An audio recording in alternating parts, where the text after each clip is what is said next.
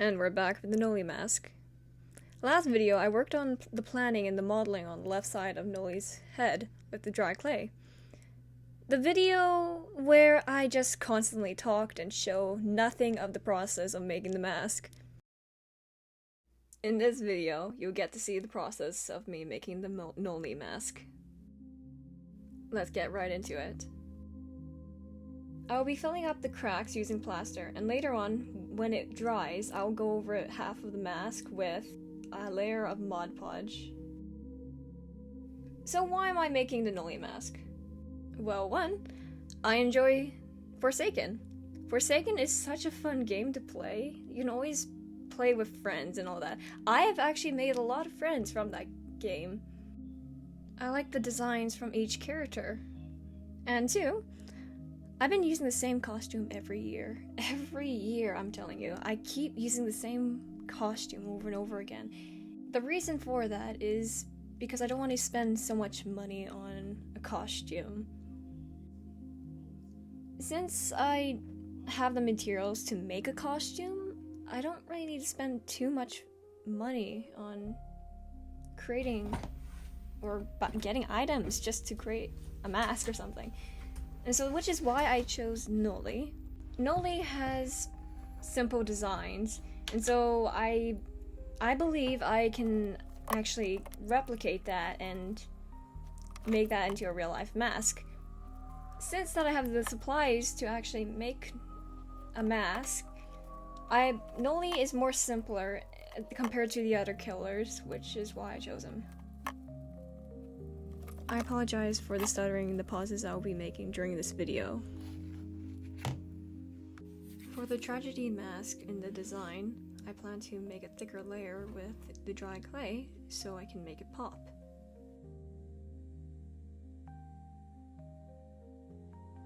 I've realized that the mouth was going to be too big, so I actually extended the mask to be a bit bigger. Now that I got the general shape of the tragedy mask, I started going in and added more layers to certain details, such as the cheek, such as around the eye, the lips, etc.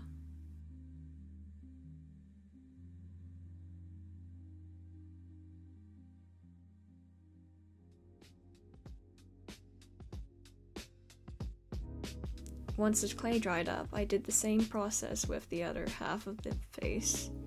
I used plaster to fill in the cracks, and I used Mod Podge to cover it up when it was dried.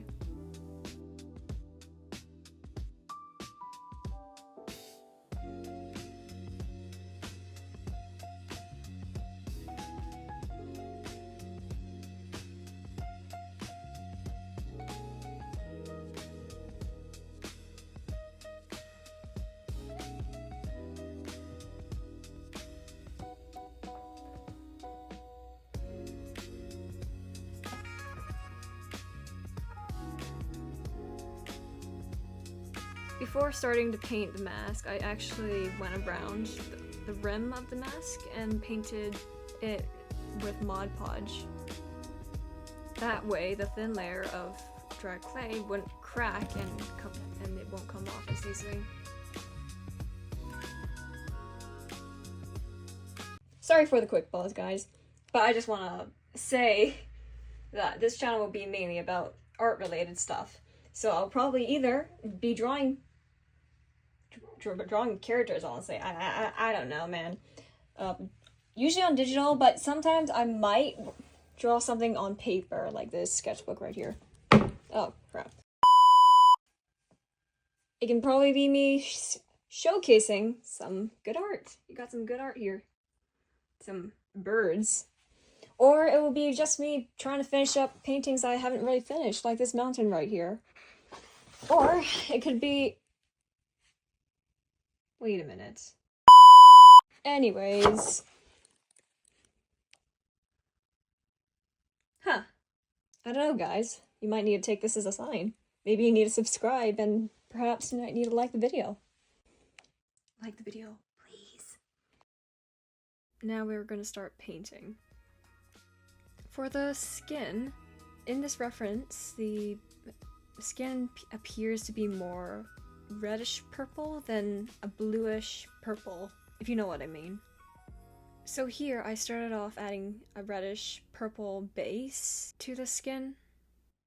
Then I started adding a darker color around areas where shadow will be. Because if I add only one solid color, it won't really give any depth to the mask. So I wanted that depth and realistic look to the mask, so I added multiple colors of purple and different shades and highlights of purple to make it more realistic.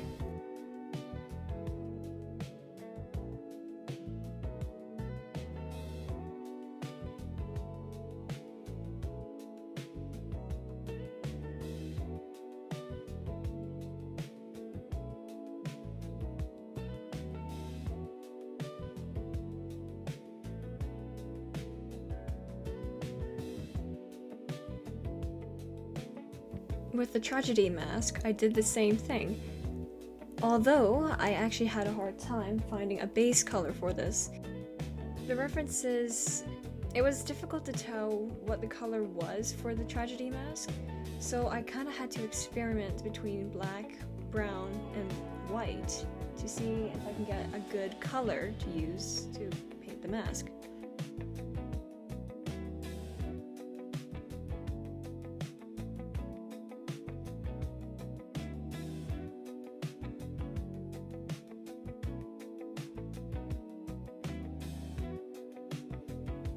Here, I decided to paint the eye and the mouth black instead of the iconic bright white. It'll be easier for me to blend in the eye because I don't have any white fabric to add, so to make it blend in with white.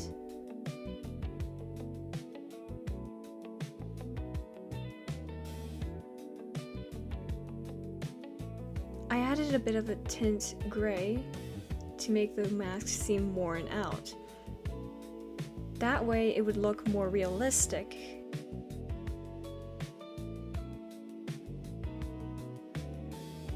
I began shading the darkest parts of the mask, which is the side of the mask, underneath the cheekbone, the eye, and the mouth.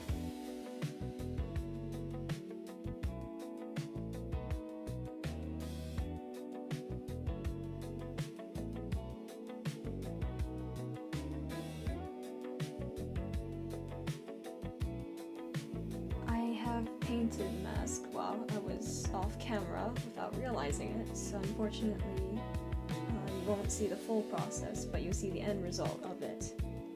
But here I started painting the mouth and eyes.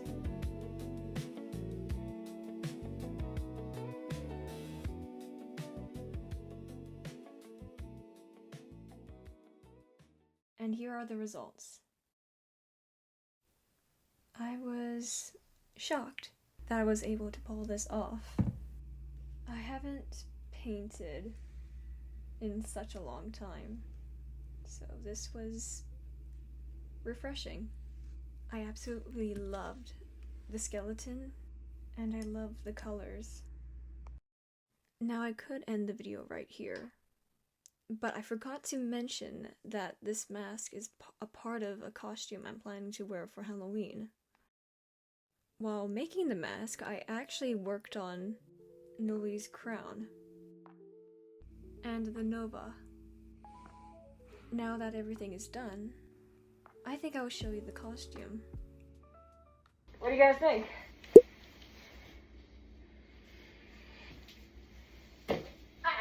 Like, this thing a bit wobbles a bit side to side. A bit annoying, but you know what? It's good. Can't find sure. There we go. Oh god. 3 weeks to make. Probably less actually. But yeah, what do you guys think? I can't see. Thank you for watching.